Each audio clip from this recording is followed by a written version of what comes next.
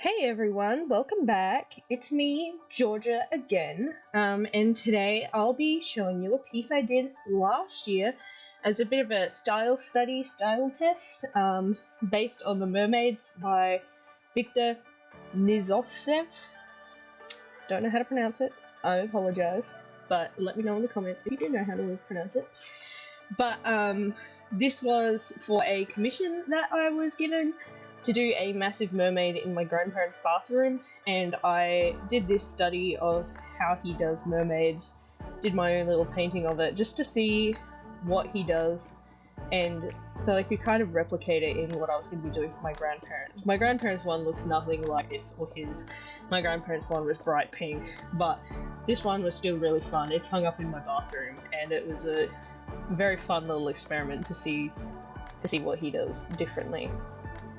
But while I'm doing this today, I'm going to be discussing a famous case from Central Oregon in 1924 called the Lava Lake Murders. So, if you like true crime, if you like mystery, if you like really weird stuff that happens around the world, you know, the unexplained, the paranormal, the ooky spooky, as well as pretty art, don't forget to hit that like and subscribe. And make sure you let me know your favourite mysteries and weird paranormal events and encounters that happen around the world. And I'll try and get around to all of them because I love this stuff and I need more of an avenue to talk about it, so here I am.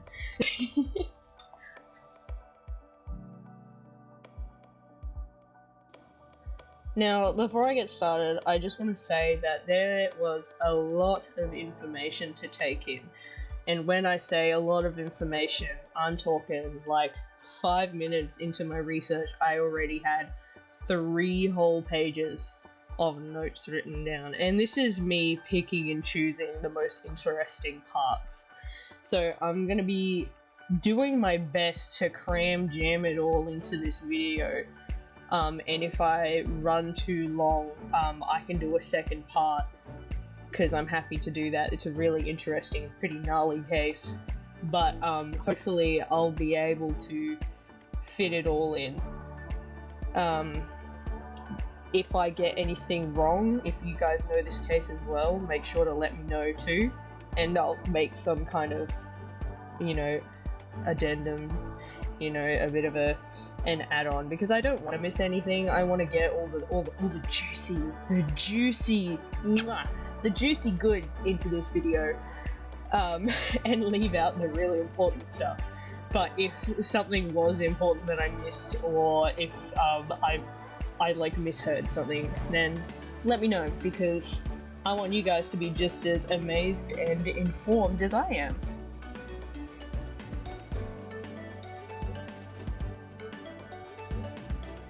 So to start with, this all happened in the 1923-1924 sort of Christmas holiday winter period, where it's, you know, all cold and snowy up in the American sort of northern hemisphere area. And the 3 trappers that went missing, their names were Dewey Morris, Roy Wilson, and Ed Nichols.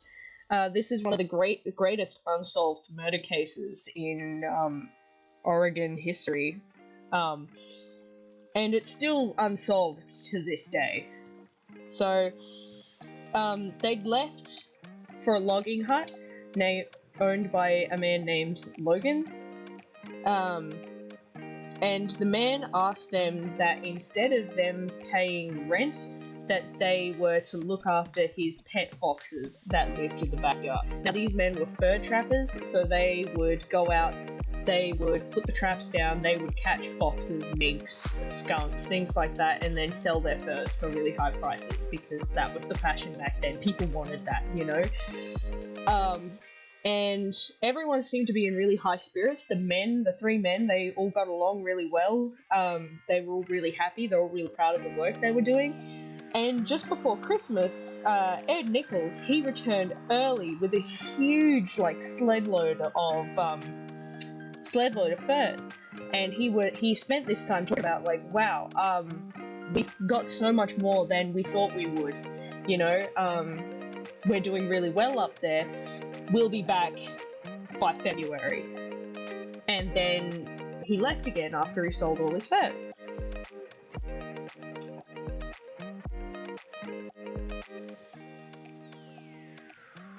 Now, a month or so after this, it's about January 15th, I think, a man named Alan Wilcoxon leaves his home in Bend, which is near Lava Lake, to travel 24 miles by snowshoe, which is a big walk, but he stops by this log cabin that the men are staying in to spend the night and have a rest. Now, even here, he spends this time, saying, wow, the men were in really high spirits, they were really friendly, they fed me, they did everything that, a nice, friendly group of dudes hanging out together in the forest would do. And even then, they were saying, yeah, no, we're doing way better, we're probably gonna stay out here for longer, catch more furs, sell them all, we're gonna be rich, this is awesome. Little did he know that he was literally the last person to see them alive. And this was more and more months later that people actually went, oh, maybe we should go look for them. So people went out there and they searched the forest looking for them. And they ended up finding several activated traps. And when I say activated traps, I mean the animals were still in them, like rotting and decomposing, and just they'd been sort of abandoned there. Now, for some reason, this didn't sort of concern them immediately, like they didn't immediately go to the log hut searching for them. They just went through the forest. They were just looking through the forest. So in April, a few months later, longer than they should have waited, they actually went to the log cabin to see if the men were still there. And in the cabin, they found burnt food in pots, they found moldy food, they found plates, moldy utensils, all set out for a meal, and they believed their last meal was breakfast. As well as that, they found heavy clothes, so like thick winter clothes, traps and rifles were all left there and abandoned in the cabin, as well as drying racks and skin racks. They hadn't taken any of them. Wherever they were, they'd just sort of abandoned everything, all in the one place.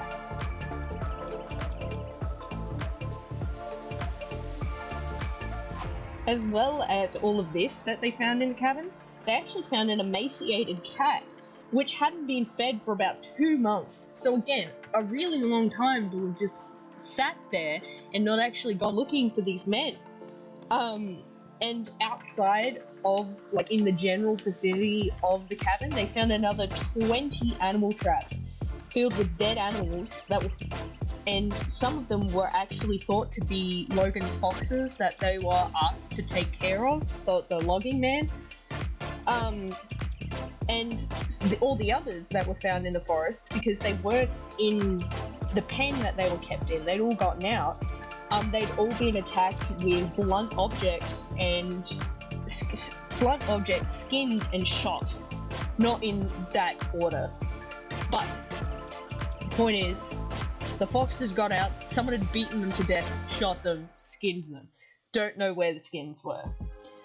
But, another thing that was missing was their sled. So they had a supply sled that they would take down into the town of Bend and bring back with food and skins and all that sort of stuff. They couldn't find that anywhere. And what they did find in the fox pen was a bloodied hammer. It's called like a hook hammer or something like that. I'm not sure what the use of that hammer was in in nowadays terms, but basically they just found a big bloodied hammer sitting in the fox pen. So they ended up finding the sled. The sled was about a quarter-mile away on the banks of Lava Lake, covered in dark stains that were later confirmed to be human blood. But that's kind of obvious. I mean, what kind of horror story would this be if the dark stains on the missing sled weren't blood, you know? The searchers also found a trail onto the frozen lake, a depression in the ice on the frozen lake that was frozen over. And then they also found around this sort of area frozen pools of blood in the snow, which is kind of gnarly, kind of gross, kind of scary. They also found big clumps of hair, which they presume to be human, as well as human teeth.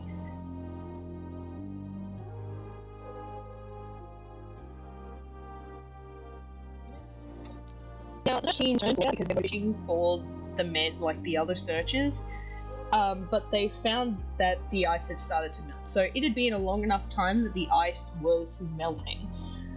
So they took their little boat onto the ice to do more searching, and they found a cap and a hat, both sort of floating on the surface of the water.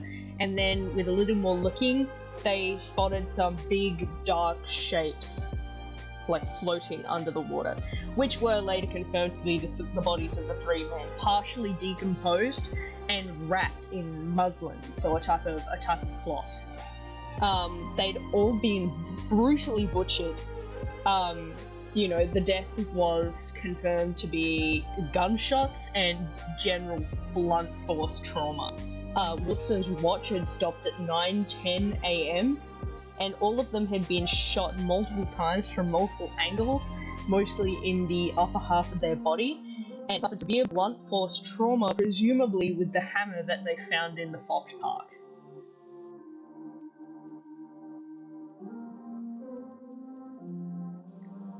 So this is the official timeline of events that the police published. So the killer or killers travelled there past a fur company in Portland, then lured away two of the men and murdered them from unknown reasons, while the third was killed at the cabin. The killers then loaded them onto a sled, took them to the lake, where they dug a hole into the ice and disposed of them there. No one knows who did it. Wilson was an ex-Marine who could have easily overpowered anyone that sort of, came across them. So that led the police to believe that it had to have been more than one person. It couldn't just be one person, because all these men were skilled, they know what they're doing. They wouldn't just let one person with a gun come and do this to them, this was brutal. Suspects were pulled in from all over the place that fit the sort of description that they were looking for, but all of them had alibis and there was no evidence. There was a fur trapper, a sort of con man sort of thing by the name of Charles Kimsey. He had fought with Logan, the woodsman, before, and Ed Nichols, one of the fur trappers that were killed, had a fight with him, and Kimsey had threatened him. Kimsey had previously beaten, poisoned, and thrown a man down a well before, and was known for his rifle skills. So he was a good candidate for being a suspect because, he's tried to commit murder before, and he also has it in for both Nichols and Logan. But, this is a mess. Kimsey was seen in Portland asking about where to sell expensive furs about a week after the trappers were last seen alive, and he even used Nichols' trapper's license and had Nichols' name written on the documentation to sell the furs.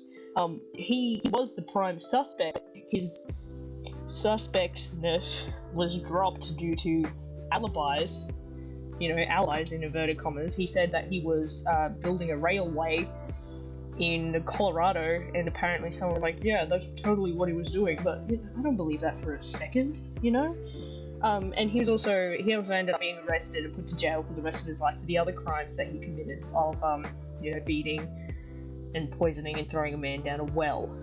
So, it was good he got caught for that. He ended up dying in prison, but he's still the prime suspect. It would make sense, especially considering he was at the Portland fur selling place with Nikel's identity and Nikel's name, but apparently the man at the fur company couldn't confirm or deny whether it actually was Kimsey.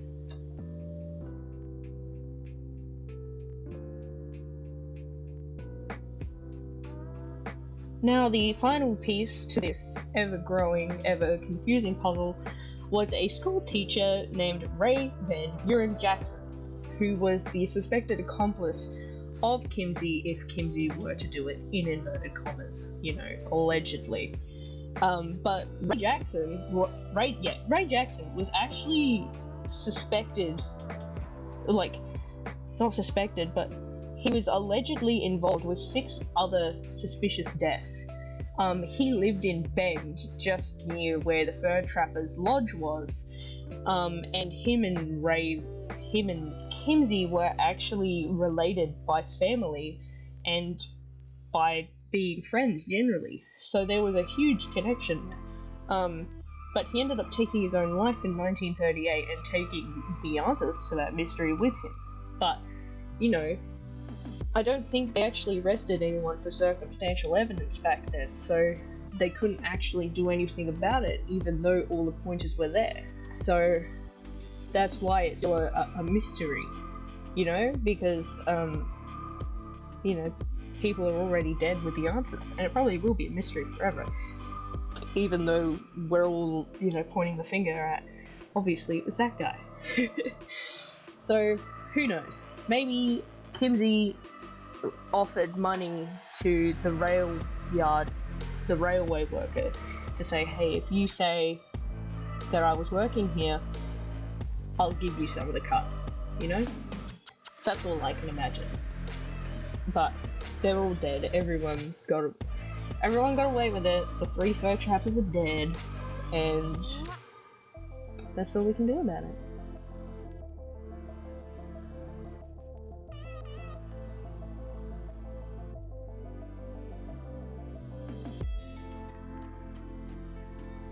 But yes, thank you everyone for watching, and I hope that was interesting and informative for everyone as it was for me. Proud of myself for managing to fit it all into one video, even if I did talk at 1,000,000 miles an hour. But make sure that if you enjoyed this, you hit that like and subscribe button, leave a comment telling me how to pronounce that guy's name, first of all, from the start, and what other funky, lesser known mysteries and monsters, preferably, because I like monsters, but just what you want to see me do next, because I have a lot of paintings and a lot of time lapses ready to go. I just need to talk about them. But yes, ta-ta!